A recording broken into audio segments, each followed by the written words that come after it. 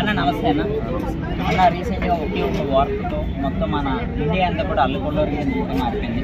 ఎక్కడైతే జమ్మూ కాశ్మీర్ ఉందో అక్కడికి టూరిజం కోసం కొంతమంది వెళ్తే అందులో ఒక 28 మందిని, అది కూడా మగవాడిని వాళ్ళు హిందూస్ అని ప్రూవ్ అయిన తర్వాత చంపేసినట్టు మనకు వార్తలు అయితే వినిపిస్తుంది. అసలు ఎందుకని ఈ మతకొల్లలు జరుగుతుంది? మరో విషయం, అసలు వాళ్ళు ఎందుకని టూరిస్టుల మీద పడ్డారు?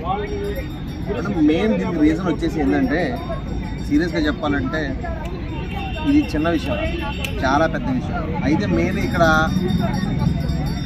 చంపింది బయట దేశం నుంచి వచ్చిన వాళ్ళ, లేకపోతే మన దేశంలో ఉన్న వాళ్ళ అనేది నాకు అర్థం కావాలి.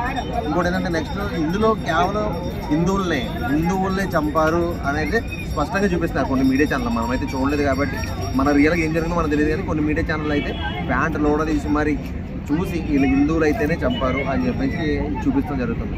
సో మనకి ఏంది ఇది ఏం జరుగుతుందో నాకైతే అర్థం కావట్లేదు. ఏంటంటే ఎక్కడ చూసినా మత కలవాళ్ళు. మొన్నేమో మణిపూర్లో జరిగింది, నిన్నేమో బంగ్లాదేశ్ జరిగింది, ఈరోజేమో కాశ్మీర్లో. అసలు మన ఏంది మన సమాజం, మన దేశం ముందుకెళ్లాల్సిపోయి ఇట్లా గొడవలు విద్వేషాలతో కొట్టుకోవడం, చంపుకోవడం చాలా ప్రశాంతంగా ఉంది. ఇన్ని రోజులు ఇన్ని సంవత్సరాలు ప్రశాంతంగా ఉంది అని అనుకున్నాం. కానీ మనం ఈ గొడవలు ఏందో మళ్ళీ ఇలా స్టార్ట్ అవ్వడం, మత కల్లోలాలు, కులాల మధ్యలో గొడవలు. మనం ఎక్కడికి వెళ్ళిపోతున్నాం? ఏ 19లోకి 16లోకి వెళ్ళిపోతున్నామా, 80స్లోకి వెళ్ళిపోతున్నామా అని అయితే నాకు అనిపించింది. మరో విషయం, దీని మీద నరేంద్ర మోడీ గారు ఇప్పుడు ఆయన మన ఇండియాకి ఒక పెద్ద దిక్కుగా అయితే ఉన్నారు. ఆయన కూడా ఒక మాట అయితే అన్నారు, ఎవరైతే తప్పు చేశారో వీళ్ళందరినీ కూడా శిక్షిస్తాము, తప్పకుండా పట్టుకుంటాము, ఇండియన్ దెబ్బ ఎలా ఉంటుందన్నారు. ఇప్పుడు జరిగిపోయింది భయ మిస్టేక్. ఆల్రెడీ టూరిస్టులు మన కాశ్మీర్ 370 ఆర్టికల్ 370 రద్దు చేసిన తర్వాత చాలా మంది టూరిస్టులు అనేవాళ్ళు ఎక్కడెక్కడి నుంచో వెళ్తున్నారు. సో వాళ్ళని అలా పట్టుకుని చంపేసిన తర్వాత చనిపోయిన వాళ్ళని, చంపిన వాళ్ళని పట్టుకుని అరెస్ట్ చేసేవాళ్ళు అయితే జైల్లో పెట్టు, వాళ్ళని మేపుతూ ఎందుకు, ఎంతవరకు? ఇది జరగకుండానే కదా మనం ఆపాలి. ఏం ప్రశాంతత కావాలి మన దేశానికి, ఏం కావాలి? మనం ఎక్కడైనా ప్రశాంతంగా తిరిగే కావాలి. సో ఇప్పటివరకు చాలా ఆనందపడ్డారు. 370 ఆర్టికల్ రద్దయింది, కాశ్మీర్ మన ఇండియాలో కలిసిపోయింది, చాలా ప్రశాంతంగా ఉంది. అందరూ ఎక్కడెక్కడి నుంచో టూరిస్టులు అందరూ వెళ్తున్నారు, మనం చూస్తున్నారు, చాలా బాగుంది అది అని చెప్పేసి చాలా గొప్పగా అనుకున్నారు. కానీ ఈ రోజు నీకు జరిగిన సిచ్యువేషన్ చూస్తే రేపు అన్న రోజున మళ్ళీ టూరిస్టులు వెళ్ళాలి అంటే వెళ్ళగలుగుతారా? రేపు అన్న రోజున మళ్ళీ ఎక్కడి నుంచి కాశ్మీర్ చూద్దాము, సరదాగా వెళ్ళాలి, ఈ సమ్మర్ హాలిడేస్ ఇదంతా ఇప్పుడు మంచి సీజన్. సో అక్కడ చాలామంది ఎక్కడెక్కడి నుంచి వెళ్తున్నారు. అలాంటిది ఈ టైంలో వీళ్ళు అలా చేయడం, అది చేసిన వాళ్ళు ఎవరు అన్నది ఇంకా తెలియకపోవడం, వాళ్ళు పట్టుకోలేకపోవడం, ఇంకా ఇది ఖచ్చితంగా చాలా చాలా చాలా బ్యాడ్ అనే చెప్పాలి. మన దేశానికే బ్యాడ్ ఇది. అంటే దీనికి సంబంధించి రాజకీయ కుట్ర కూడా ఇది మెయిన్ ఏంటంటే భయ్య నాకు తెలిసి ఏంటంటే వక్ఫ్ బోర్డు రద్దు చేశారు కదా మొన్న. సో దీని గురించి మెయిన్ జరిగింది ఏమో అనిపిస్తుంది నాకేంటంటే. ఒకటి అనిపిస్తుంది ఏంటంటే, అణిచివేత ఎక్కువైతే తిరుగుబాటు అనేది ఖచ్చితంగా మొదలవుతుంది. కాబట్టి ఖచ్చితంగా ఏంటంటే ఎవరికున్న రైట్స్, ఎవరికున్న విలువలు, ఎవరికి ఉండాల్సిన వాళ్ళకి ఇస్తూ ఉంటే ఇలాంటివి జరగకుండా ఉంటాయి. ఇన్ని రోజులు మనం ప్రశాంతంగా ఉన్నాం, మన వక్ఫ్ బోర్డు క్యాన్సిల్ చేశారు పార్లమెంట్లో పెట్టి. సో దాని ఎఫెక్ట్ ఇదని ఖచ్చితంగా అనుకోవచ్చు. 100% కూడా ఇదే నేను చెప్తున్నాను.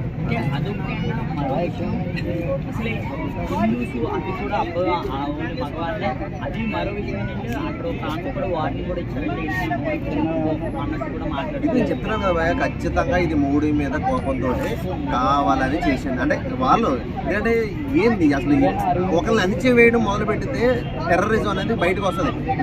ఎక్కడైనా అంతే, ఒకరిని తొక్కేయాలనుకుంటే అందులో నుంచి ఎవడో కూడా వస్తాడు. సో ఇది ఖచ్చితంగా మోడీ మీద కోపంతో కావాలని చేసింది. కానీ ఇక్కడ నష్టపోయింది మాత్రం మన ప్రజలు, మన జనం, మన టూరిస్ట్. అది సో ఇలాగే కొనసాగితే ఖచ్చితంగా భారతదేశం అనేది గొడవలు, కల్లోలాలు, యుద్ధాలు వీటితోనే పోతుంది. మనం బయట దేశాలతో గొడవలు పడతాం మనిషి, మన దేశంలో మనమే కొట్టుకుని చచ్చిపోయే పొజిషన్ వచ్చింది. డెవలప్మెంట్ అనేది పక్కన పెట్టేసాం, అభివృద్ధి అనేది పక్కన పెట్టేసాం. ఇక్కడ ఏంటంటే కేవలం హిందూయిజం కావాలి, భారతదేశం అంటే ఓన్లీ హిందువులదే కావాలి. అది హిందువులదే కావాలనుకోవడం మెయిన్ తప్పు. ఎందుకంటే మన సమైక్య దేశం, అందరు కలిసి ఉండేది, అన్ని మతాలు అన్ని కులాలు కలిసి ఉంటే మన దేశాన్ని.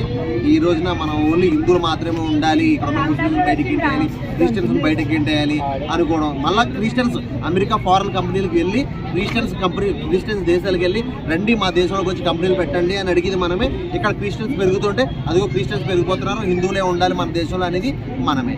ఇది ఖచ్చితంగా నేనైతే చెప్తున్నాను భయ్యా, ఇది ఖచ్చితంగా నరేంద్ర మోడీ గారు చేసే కొన్ని పనుల వల్లే ఇది జరుగుతుంది. ఇన్ని రోజులు ఆపాం కదా, ఇన్ని రోజులు గొడవలు లేకుండా, బాంబ్ బ్లాస్టులు లేవు, ఎక్కడ లేవు, భారతదేశం అంతా ప్రశాంతంగా ఉంది అంటున్నారు. కానీ చాలా న్యూస్లు వస్తున్నాయి, అవి బయటకు రావట్లేదు. నరేంద్ర మోడీ గారు ఉన్నప్పుడే మిలిటరీ ఆర్మీ కొంతమంది వెహికల్లో వెళ్తుంటారు. ఫిబ్రవరి 14న ఆ రోజున బాంబ్ బ్లాస్ట్ చేసి కొంతమంది మిలిటరీ వాళ్ళు, మన మిలిటరీ ఆఫీసర్లని ఎంతో మందిని చంపేశారు. చాలా జరుగుతున్నాయి, కానీ ఏంటంటే న్యూస్ అనేది బయట స్ప్రెడ్ అవ్వట్లేదు. ఏ న్యూస్ స్ప్రెడ్ అవ్వాలి, ఏది స్ప్రెడ్ కాకూడదు అన్న మెయిన్లో ఉంది. కాబట్టి నేను ఏం చెప్తున్నానంటే, అణిచివేత ఎక్కువ అయితే మాత్రం తిరుగుబాటు అనేది ఖచ్చితంగా జరుగుతుంది. కాబట్టి ఎవరికి ఇవ్వాల్సిన విలువలు, ఎవరికి ఇవ్వాల్సిన వాల్యూ వాళ్ళకి ఇస్తే ప్రతి ఒక్కరు కూడా ప్రశాంతంగా బతుకుతారని నేను అనుకుంటున్నాను. Thank you. Thank you.